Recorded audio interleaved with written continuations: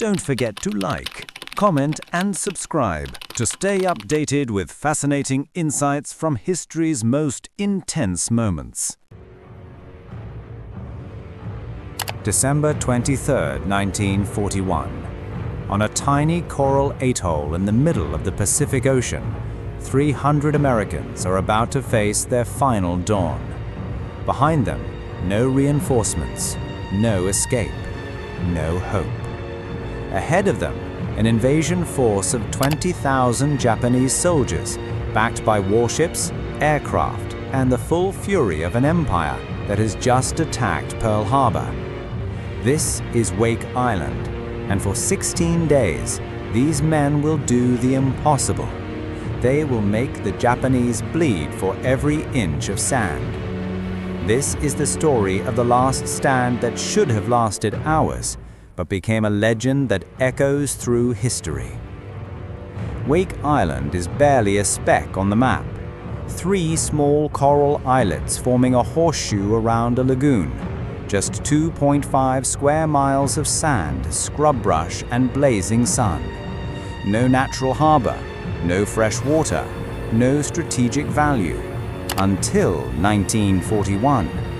As tensions rise between the United States and Japan, Wake becomes a critical piece in America's Pacific Defense Line, a tiny fortress halfway between Hawaii and the Philippines. By December 1941, the island hosts 3 groups. First, 449 U.S. Marines of the 1st Defense Battalion, commanded by Major James Devereaux. Tough, disciplined, but undermanned and under-equipped. Second, 68 U.S. Navy personnel operating communications and medical facilities. Third, 1,146 civilian contractors from Morrison-Knudsen Corporation, building an airstrip and base facilities. Most have never fired a weapon in their lives. Their defenses? Outdated. 6 5-inch coastal guns, 12 3-inch anti-aircraft guns, 18.50 caliber machine guns, and 12 Grumman F-4F Wildcat fighters, America's frontline aircraft, but hopelessly outnumbered. The island is still under construction when the world changes forever. On December 7, 1941, Japan attacks Pearl Harbor. Wake Island is next. The first strike. December 8, 1941, just hours after Pearl Harbor. At 11:58 a.m., the air raid sirens wail. 36 Japanese G-3M Nell bombers, flying from bases in the Marshall Islands, 700 miles south, descend on Wake Island like a swarm of steel hornets. The Americans have no radar warning, no time to scrabble fighters. The Japanese catch 8 of the 12 Wildcats on the ground. Within minutes, 7 are destroyed. Fuel tanks erupt, ammunition cooks off in the tropical heat. 23 Marines are killed instantly, 11 more wounded. Major Devereaux surveys the devastation. His air power, America's only offensive capability on Wake, has been gutted in 12 minutes. But Devereaux is a Marine, and Marines don't break. He orders his men to dig in, camouflage the remaining 4 Wildcats, disperse ammunition, prepare coastal guns. The Japanese will come again, and next time they'll come by sea. Over the next 3 days, Japanese bombers return daily, pounding the tiny atoll, destroying supplies, killing defenders. But the Marines hold. They dig deeper, fight harder, and they wait. The miracle. December 11th, 1941, 3 a.m.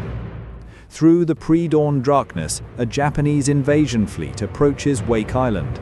3 light cruisers, 6 destroyers, 2 troop transports carrying 450 Special Naval Landing Forces, Japan's elite amphibious warriors. The plan is simple: bombard the island into submission, then land troops and finish the Americans by noon. The Japanese have no idea what's waiting for them.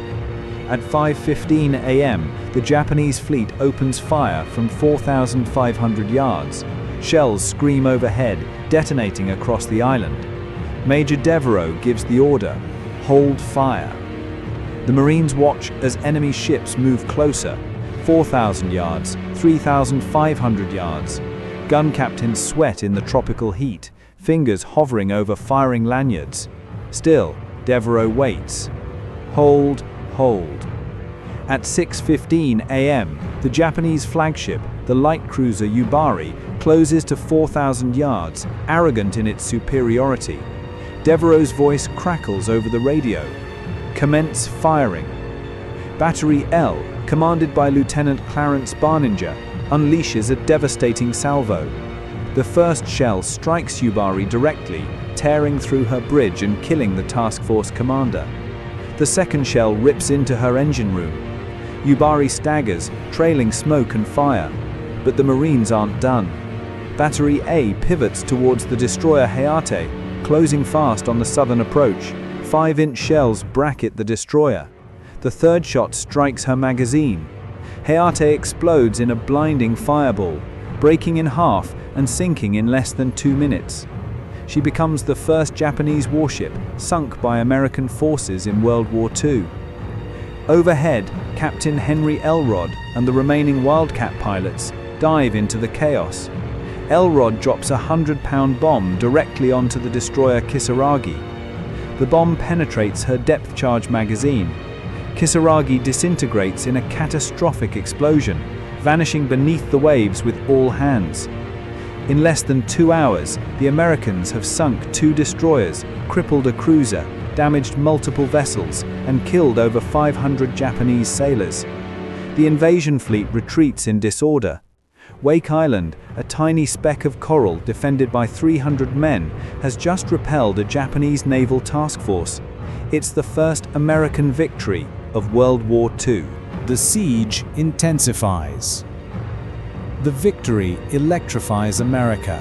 In the wake of Pearl Harbor's devastation, Wake Island becomes a symbol of American resistance. Headlines scream, "Marines smash Jap invasion." But on Wake, there's no celebration. Major Devereux knows the truth. The Japanese will be back, and next time, they'll bring overwhelming force. The siege intensifies.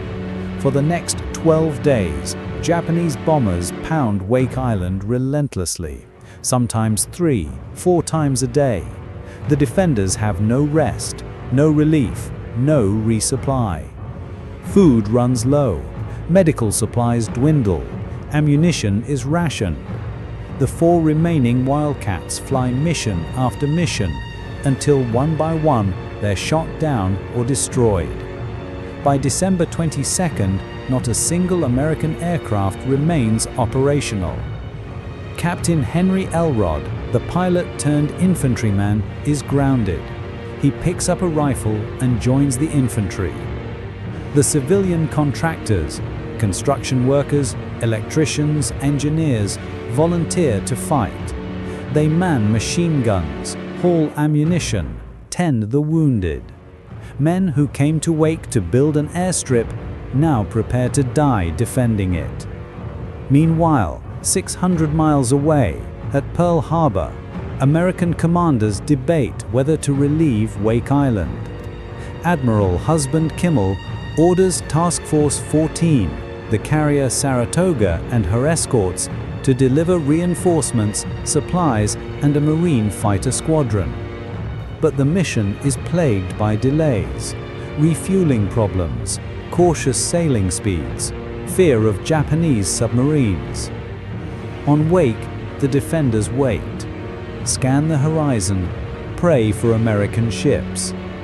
They never come. On December 22nd, Admiral Frank Fletcher, cautious, uncertain, orders Task Force 14 to turn back just 425 miles from Wake. The men on Wake Island are alone. The final assault. December 23, 1941, 2 a.m. Under cover of darkness and a tropical squall, the Japanese return. This time, they bring 2,000 special naval landing forces, supported by 2 fleet carriers, 6 cruisers, and 12 destroyers. the invasion fleet has grown tenfold. At 2:35 a.m., the first landing craft scrape onto Wake's southern beaches. The Marines open fire. Machine guns rip through the darkness. Grenades explode among the landing craft. For 2 hours, the defenders hold the beach, piling Japanese bodies in the surf. But the enemy keeps coming. More landing craft, more troops. Wave after wave, exploiting gaps, overwhelming positions through sheer numbers. By 4 a.m., Japanese forces have established beachheads on both sides of the island. They push inland, fighting bunker to bunker, trench to trench. The battle descends into savage close combat. Captain Henry Elrod, the pilot-turned-infantryman, leads a counterattack near the airstrip. Armed with a rifle and hand grenades, he single-handedly holds a position against 30 Japanese soldiers, killing multiple attackers before being shot and killed. He will posthumously receive the Medal of Honor. Across the island, small groups of Marines make their final stands. Gunner Harold McKinstry fights until his .5 caliber machine gun runs dry, then fights hand-to-hand until overwhelmed. Civilian volunteers, construction workers still in work clothes, men positions alongside Marines, dying where they stand. By 7 a.m., Japanese forces have penetrated the command post. They capture Major Devereaux and Commander Winfield Cunningham, the island's overall commander. Cunningham faces an impossible choice: surrender or watch his remaining men be slaughtered in a battle that cannot be won. At 7:30 a.m., Commander Cunningham orders the surrender. The Battle of Wake Island is over. Aftermath and impact. The final toll is devastating. Of the 1,600 Americans on Wake Island, 120 are dead, 49 wounded, and 1,500 captured. But the Japanese have paid a terrible price. Over 1,000 Japanese casualties, killed, wounded, or drowned. 2 destroyers sunk, 7 ships damaged, 21 aircraft destroyed.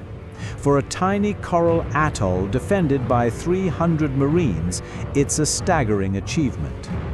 The prisoners face years of brutal captivity. Some are transported to Japan. Others remain on Wake as slave labor.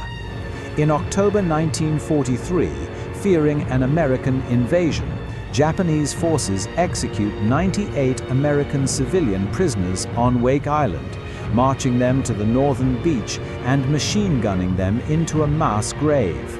One prisoner escapes temporarily and carves a message into a coral rock: 98 USPW 5-10-43. It stands today as a memorial to their murder. But Wake Island's strategic impact extends far beyond its shores.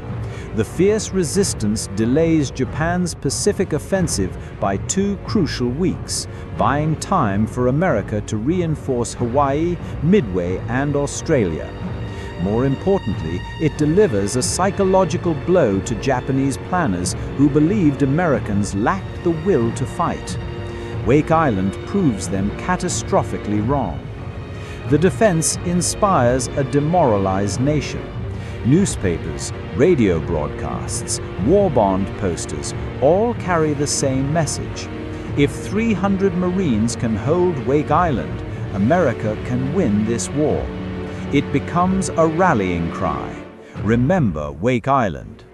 And in the battles to come, Guadalcanal, Tarawa, Iwo Jima, Okinawa, American forces do remember.